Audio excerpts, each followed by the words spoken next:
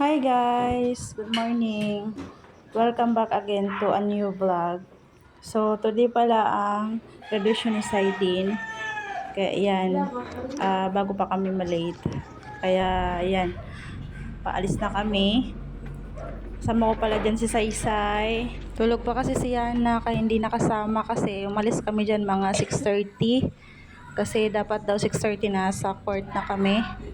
And mag-uumpisa ang program ng alas 7 ng umaga kaya inagahan namin.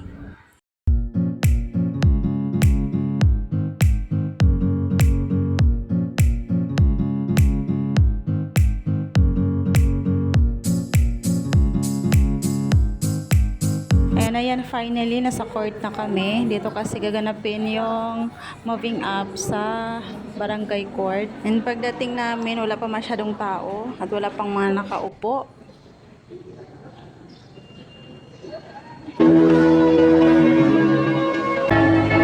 Silent Pineda, Disciplinado ako Award.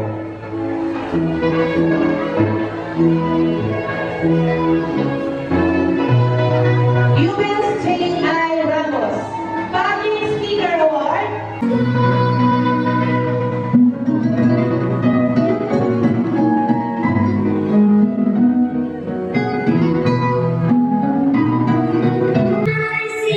Every praise I bring, everything I do is a gift to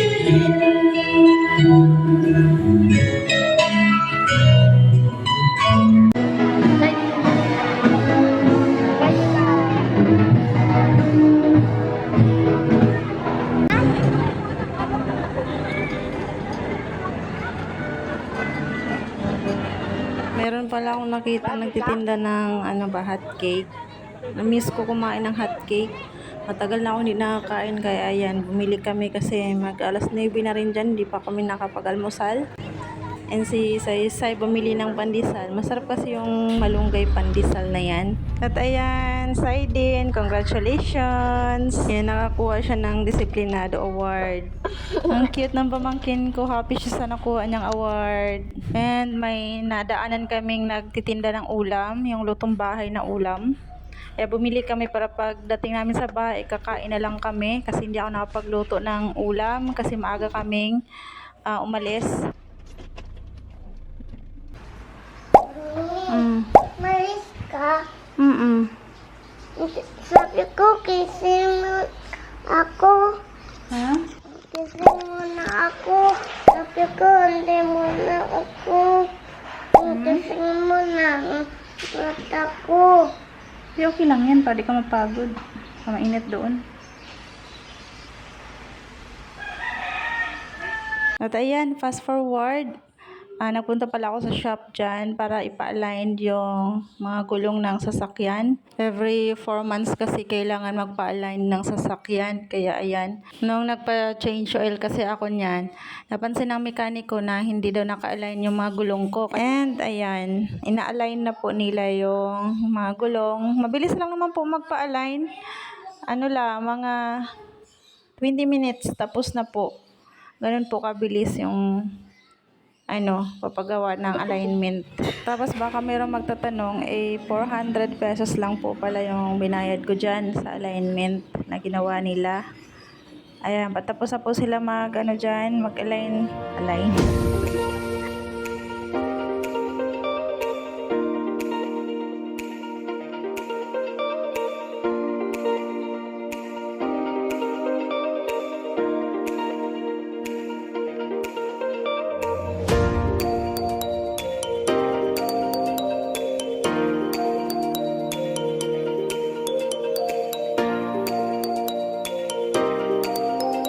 Eto, nagluluto pa ako ng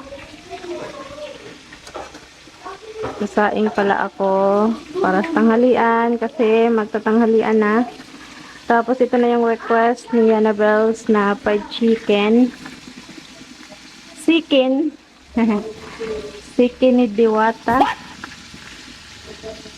Ayan. Tag-iisa sila nito. Lagyan ko ng crispy fry. Hehehe. Mag-hi ka sa mama mo. Hi, Mama. Ano? Hi, Mama. Anong gusto mo sabihin sa mama niyo? Lapit na birthday mo. Anong gusto mo sabihin? Thank you, Ma. Birthday ko. Thank you, Ma. Birthday ko. Thank you, ma. Birthday ko. Mami! Hindi kayo nagtututbrush, no? Toothbrush kayong dalawa doon. Ano naman? Hmm. Thank you, Tatay. Birthday ko. Oh, hindi ko birthday ko. Akin po yan. Ito po, Oh. sa akin. Sandal ko. Nilan ko sila ng tig-isang toothbrush. Akin dito pa. Ayan, bago ang kanilang toothbrush. Sige na, brush your teeth na. So, ayan, update pala sa pinapagawa namin bahay. Sunday pala ngayon, kaya merong gumagawa. Ayan, magkakabit na po sila ng, drawer. Naliha na po niya yan, tapos nilagyan na rin niya ng masilya bawat dugtungan. And, pinipinturahan niya bago daw niya ilalagay doon. Tapos, ayan, meron din po nagpipintura sa mga bakal. Chocolate brown po yung ginamit na pintura dyan, kulay. Tapos, ito, ipapakita ko pala sa inyo yung nabili kong halaman. Ayan, ano ba, nakalimutan kong tawag dyan. Cactus pa tawag dyan. Kung hindi ako nagkakamali. Ay, may ano na siya, oh. May bulaklak na siya. Nabili ko pala yan sa Mahogany sa Tagaytay. Dalawang klase na halaman pala yung nabili ko. Etong isa, stress reliever. Kaya yun, alam mo nyo naman, lagi ko nai-stress. Kaya, di na ako nagdalawang isip na bilhin. At ang bango niya, ang tawag daw sa halaman na yung lavender. At itong halaman, isa dito ko siya nilagay sa may shelves. Ayan, eme-eme. Para may, anong tawag nan? Para merong buhay ang ating shelves. At bumili rin ako ng mga artificial na cactus. Ayan, mura lang naman yan guys, wala pa sa 100 ang bili ko dyan, sa isang piraso. Sa artificial na cactus na yan. Ayan siya. May pahalaman tayo dyan na display. Dyan ko rin nilagay yung mga graduation photo nila. Ayan, para matakpan yung pinto ng CR. Kaya dyan ko siya pinesto. Tapos naglagay din ako ng isa pang halaman dyan. Para hindi kita yung pintuan ng CR. Nakalagay kasi dyan is yung ref namin. Tapos nilipat ko na sa kusina. Ay, yun. Kitang-kita yung pintuan ng CR at naisip ko ilagay itong, ano bang tawag nito? Divider or shelves. Tapos ito pala yung mga ihahanda ko kay Sander bukas para sa birthday niya. Ayan. Magluluto kasi kami ng fried chicken. Bali 3 buo. Pinakat ko lang. Tapos ayan, giniling. Panghalo sa lulutuin ng spaghetti. Tapos magluluto rin kami ng plano ko magluto ng menudo. Kaya ayan, pang menudo. Bumili rin po kami. Pinakat ko na rin po yan. Tapos binilhan ko rin mga bata ng biskwit. Ano bang tawag ng biskwit na to? Ang dami niya na kasi 190 lang. Kaya ayan, sabi ko tikman nila kung masarap ba. Binubuksan na nila ni Saidin at Yana. Kasalahan, baka ako na. Yan baka mabasag. Baka dalawa. Uy! Uy! Uy!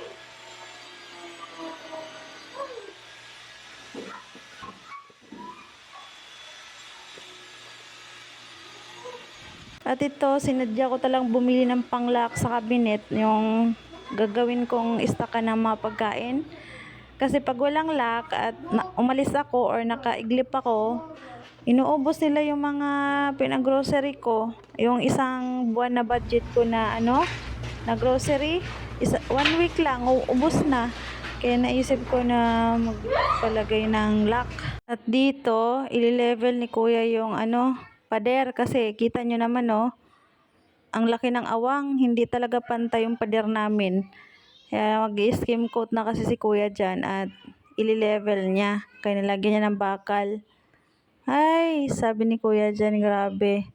Ang hirap daw mag-repair. Ito pala sa kabilang side ay napahira na ni Kuya ng skim coat. Hindi pa siya napinturahan pero nakikita ko na yung improvement. Tinanggal ko yung bagay, pinatanggal mo. Oo, kasi tignan mo, gumanda na. Nawala yung mga bato-bato. Pwede mo lang ng kalabasa. Mm. Tara. Grabe init, no? Ayaw mo umuwi. O, diyan ka na lang.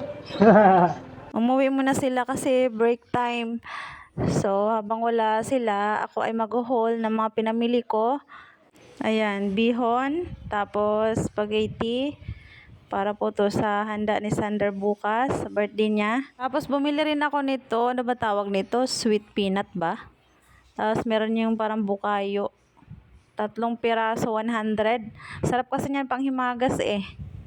Tapos macaroni salad na hindi mawawala sa handaan. Bali 1 kilo yung binili ko niyan. Tapos fruit cocktail. Halo ko sa fruit salad. Macaroni salad pala.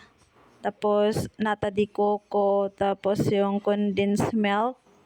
Tsaka cheese. Ayan, yung napamili ko. Fast forward po ulit tayo. Ayan, nakabalik na pala yung manggagawa. Tapos, ayan, tuyo na po yung drawer na pininturahan. Sobrang init ba naman. Ikakabit na pala nila yan ngayon. I-repaint pa po nila yan. Tapos, papahiran pa yan nila ng gloss.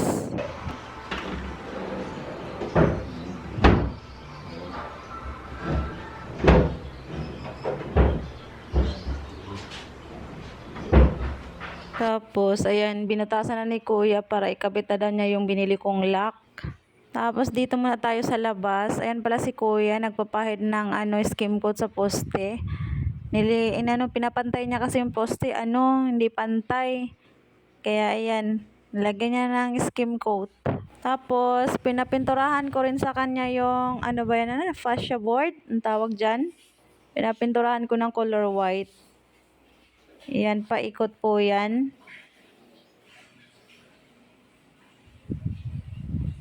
Nga pala, sa mga hindi pa po nakaalam o nakapanood ng mga previous vlog ko, ito palang ginagawa nila is refer na po to sa pinapagawa kong bahay. Kasi yung unang nagkontrata, puro palpak po yung gawa. Kaya ayan, nire-refer po nila lahat ng mga kapalpakan na ginawa ng unang kontraktor. Kaya ayan, iba na po ang mga gumagawa. Sabi pa nga nila, mas mahirap daw mag-refer kaysa gumawa ng bago. Ayan, talagang refer talagang ginagawa nila. Kaya yun, lesson learned talaga nangyari sa akin. Kasi naghanap kasi ako ng mababang libor. Kaya ganyan ang nangyari, puro palpak ang gawa nila. Mababa nga ang libor, palpak naman, at maraming materialis ang nasayang. Parang ganun pa rin. Kaya sobrang nagsisisi talaga ako.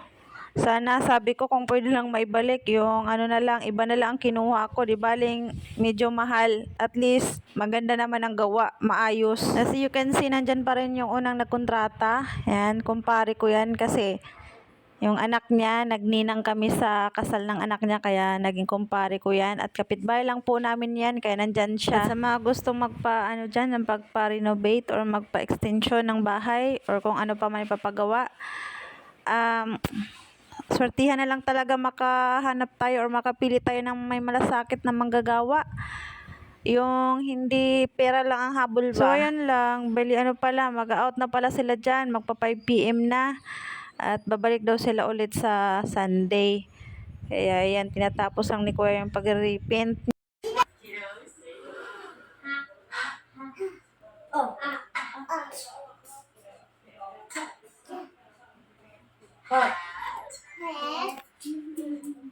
Ano ko na? 11. Amazing! High five! Amazing. Kaya na. Here's our next word, kiddos.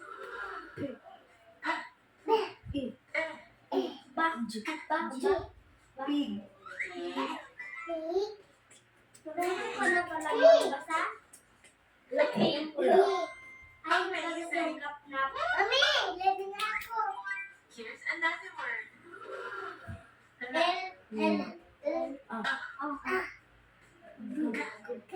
Ga. Love.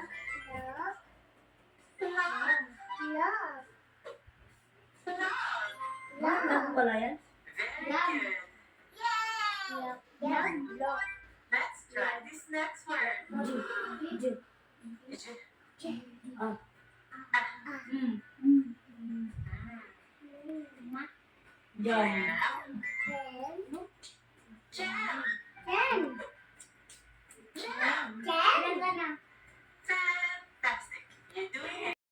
At ayan, napaglaban na rin ulit ako. So, pagod na naman ng pig. Dito ko na i-end ang vlog. Salamat sa pagsama. Bye!